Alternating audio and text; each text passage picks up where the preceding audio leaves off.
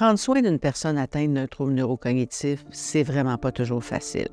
Souvent, de simples observations peuvent nous permettre de mieux comprendre et, conséquemment, de mieux intervenir auprès de notre proche.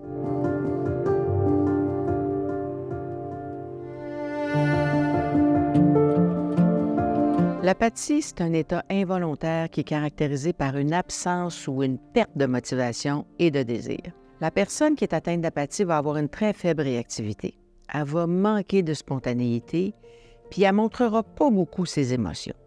Mais il faut faire attention, c'est pas parce que la personne n'exprime pas d'émotions qu'elle ne les ressent pas. L'apathie a plusieurs causes, mais c'est toujours d'origine cérébrale, c'est toujours dans le cerveau que ça se passe.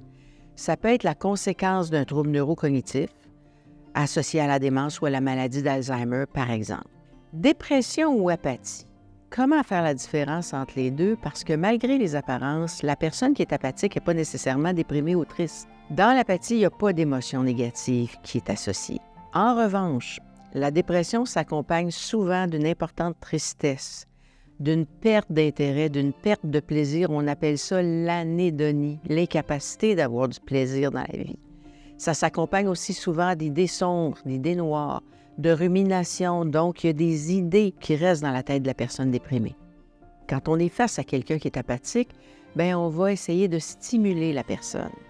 Mais il faut rester centré sur ses intérêts et si elle n'en manifeste pas, il faut être centré sur ceux qu'elle a déjà eus. Ça peut être de flatter un animal en faisant de la zoothérapie, ça peut être d'écouter de la musique, ça peut être de chanter, ça peut être de regarder des photos. C'est en observant qu'on le voit, l'intérêt de la personne. Par exemple, si vous avez quelqu'un qui n'a jamais été intéressé à faire des mots croisés, bien, c'est peut-être pas la meilleure forme de stimulation. Si vous essayez de contraindre quelqu'un à aller jouer au bingo parce que vous pensez qu'il faut qu'elle s'occupe et que la personne a toujours détesté ça, bien, c'est pas la meilleure des idées non plus. Il y a des fois où la maladie va empêcher la personne de faire des activités qui lui plaisent, même si elle a envie de les faire.